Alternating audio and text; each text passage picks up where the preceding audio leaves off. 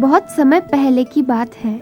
उत्तर भारत में एक समृद्ध राज्य था जिसका नाम था सत्यलोक। वहाँ के राजा वीरसेन न्यायप्रिय और बुद्धिमान थे। यह केवल उनका नाम नहीं, एक युग का गौरव है, जिनकी तलवार अन्याय को चीरती है और जिनका हृदय प्रजा के लिए धड़कता है। जब संकट छाया, उन्होंने ढाल बनकर प्रजा की रक्षा की। जब राज्य संकट में था, उन्होंने खजाना खोल दिया। उनके दरबार में कोई भी फैसला बिना सोच विचार और समझदारी के नहीं लिया जाता था। राजा वीरसेन का सबसे भरोसेमंद मंत्री था युक्ति, जो अपनी चतुराई और हाजिर जुबाई के लिए पूरे राज्य में प्रसिद्ध था। एक दिन एक व्यापारी दरबार में आया और राजा से कहने लगा, महाराज, मैं बहुत परेशानी में हूं। मेरे गोदाम से गेहूं के 5 बोरे चोरी हो गए हैं। गोदाम का ताला टूटा नहीं है और मेरे पास केवल 5 नौकर हैं। मुझे शक है पर कोई सबूत नहीं है। राजा ने व्यापारी से कहा, चिंता मत करो, और युक्ति से कहने लगे, युक्ति, क्या तुम इस रहस्य को सुलझा सकते हो? महाराज, मुझे बस एक रात का समय दीजिए, मैं चोर को खोज निकालूंगा। युक्ति सभी नौकरों की खोज में निकल पड़ा। युक्ति ने सभी नौकरों को दूसरे दिन दरबार में बुलाया और उनसे कुछ प्रश्न किए, और उसके बाद युक्ति ने सभी नौकरों के हाथों में लकड़ियां दी। ये जादुई लकड़ी है, जो भी चोर होगा उसकी लकड़ी रात में थोड़ी बढ़ जाएगी। कल सुबह सब अपनी लकड़ी लेकर दरबार में आना। सभी नौकर डर के मारे कांपते हुए घर चले गए।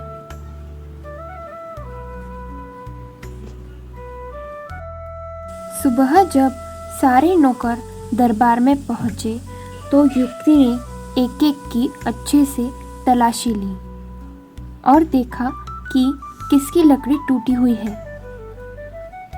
युक्ति फिर राजा के पास गया और बोला, महाराज, चोर यही है। तुमने कैसे पहचाना? जिसने चोरी की है उसने डर के मारे अपनी लकड़ी थोड़ी काट दी ताकि बड़ी हुई न लगे। उसकी लकड़ी अब बाकी से छोटी है। राजा वीरसेन ने अपने एक सिपाही को बुलवाया और उस चोर को पकड़ के एक कालकोठरी में बंद करवा दिया। उसके बाद जो चोर था वो साबित हो गया। युक्ति, तुम्हारी चालाकी ने हमें बिना हिंसा के सच्चाई तक पहुंचाया। उसी दिन 2 महिलाएं एक बच्चे को लेके आई और दावा करने लगी कि वो बच्चा उनका है। महाराज, ये बच्चा मेरा है, इसने छीन लिया है। नहीं महाराज, ये बच्चा मेरा है, ये झूठ बोल रही है। महाराज ने युक्ति की तरफ देखा। महाराज, हमें इस मामले में थोड़ा धैर्य और चतुराई से काम लेना होगा। फिर युक्ति ने सिपाही से अपनी एक तलवार मंगवाई। अगर दोनों अपनी बात से पीछे नहीं हट रही हैं, तो हम इस बच्चे को आधा आधा बांट देते हैं। नहीं, ऐसा मत करो। आप इसे पहली महिला को दे दीजिए, लेकिन मेरे बच्चे को चोट ना पहुंचे। महाराज, अब स्पष्ट है, जो अपनी संतान को नुकसान पहुंचने से बचाना चाहती है, वही उसकी सच्ची मां है। राजा वीरसेन ने उस बच्चे को अपनी असली मां के पास सौंप दिया। पिछली घटनाओं के बाद सत्यलोक राज्य में शांति और समृद्धि थी, लेकिन जहां समृद्धि होती है वहीं ईर्ष्या और षड्यंत्र भी जन्म लेते हैं। राजा वीरसेन और मंत्री युक्ति की प्रसिद्धि बढ़ती जा रही थी, जिसे राज्य के कुछ बड़े सरदार सहन नहीं कर पा रहे थे, जिनमें सबसे ज्यादा ईर्ष्या थी मंत्री परिषद का एक वरिष्ठ सदस्य सेनापति नामदेव। एक दिन दरबार में राजा को एक गुप्त पत्र प्राप्त हुआ, जिसमें लिखा था, महाराज सावधान रहिए, आपके महल में कोई बड़ा राजद्रोही छिपा है। आपके खिलाफ षड्यंत्र हो रहा है और कुछ ही दिनों में आपके जीवन पर संकट आ सकता है। एक शुभचिंतक। राजा चौंक उठे। उन्होंने किसी को कुछ भी नहीं बताया, लेकिन तुरंत युक्ति को बुलाया। युक्ति, अब तुम्हारी बुद्धि की असली परीक्षा है। कोई हमारे ही महल में हमारे विरुद्ध षड्यंत्र कर रहा है। मुझे नहीं मालूम कौन है, पर मैं सच्चाई जानना चाहता हूं बिना किसी हिंसा के। युक्ति ने पत्र को ध्यान से पढ़ा और कुछ देर शांत रहा और बोला, महाराज, इस समस्या को हल करने के लिए हमें दुश्मन की चाल को समझना होगा। वो छिपा हुआ है, पर उसकी चाल उसे जरूर बेनकाब करेगी। युक्ति ने एक नई योजना बनाई। अगले दिन दरबार में एक नई घोषणा की गई। हमारा राज्य अब युद्ध की तैयारी कर रहा है। हमें भरोसेमंद सरदारों और मंत्रियों की जरूरत है, जो मोर्चे पर तैनात रहेंगे। जो भी राजभक्ति दिखाएगा, उसे नए पद और पुरस्कार मिलेंगे। यह सुनते ही कई सरदार खुश हो गए, लेकिन सेनापति नामदेव चिंतित हो गया। उस रात युक्ति ने अपने गुप्त सिपाहियों को नामदेव की गतिविधियों पर नजर रखने का आदेश दिया। तीसरी रात एक सिपाही ने देखा कि सेनापति नामदेव अपने एक गुप्त संदेशवाहक को महल से बाहर भेज रहा है। वह एक पड़ोसी राज्य विराटगढ़ को सूचना दे रहा था कि राजा वीरसेन के खिलाफ विद्रोह तैयार है। जैसे ही राजा मोर्चे पर जाएगा, हम महल पर हमला करेंगे। गुप्त सिपाही युक्ति के पास भागते हुए आया और बोला कि सेनापति नामदेव महाराज के खिलाफ कोई चाल चल रहा है। अगले दिन दरबार लगा। महाराज, अब समय आ गया है कि सच्चाई सामने लाई जाए। क्या षड्यंत्रकारी पकड़ा गया? युक्ति ने सारे दरबार के सामने कह दिया। हाँ महाराज, और षड्यंत्रकारी कोई और नहीं बल्कि सेनापति नामदेव है। तुम मुझ पर आरोप नहीं लगा सकते। युक्ति ने सिपाहियों को इशारा किया। उन्होंने संदेशवाहक की गवाही पत्र और चुपके से ली गई गुप्त बातें सबके सामने रखी। पूरा दरबार स्तब्ध रह गया। नामदेव, तुमने न केवल राज्य से विश्वासघात किया, बल्कि मुझे भी धोखा दिया। तुम्हारी सजा मौत से भी कठिन होगी। तुम अब जीवन भर जेल में रहोगे।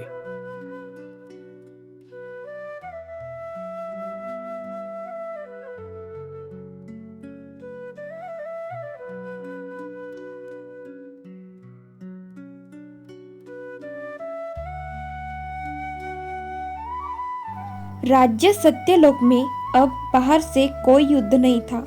पिछले षड्यंत्र के बाद सेनापति नामदेव को आजीवन कारावास मिला और शांति स्थापित हो गई। लेकिन मंत्री युक्ति जानता था, जहाँ शांति होती है वहाँ से गहरी चालें शुरू होती है।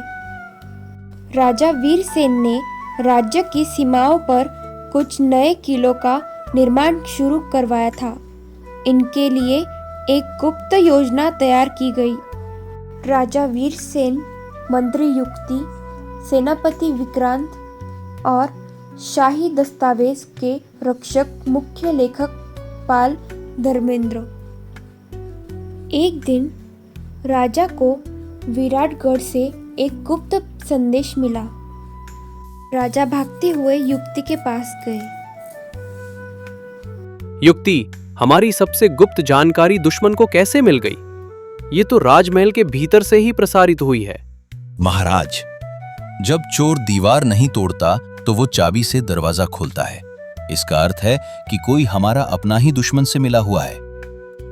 महाराज, अब चोर का पता चल गया। उत्तर दिशा की योजना केवल धर्मेंद्र लेखपाल को दी गई थी।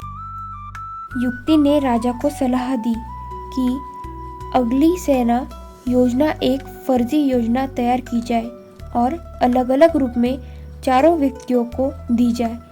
हर एक को योजना का थोड़ा थोड़ा हिस्सा अलग ढंग से बताया जाए। योजना का उद्देश्य जिस हिस्से की जानकारी दुश्मन को मिल गई जाए उसी से पता चलेगा कि जासूस कौन है।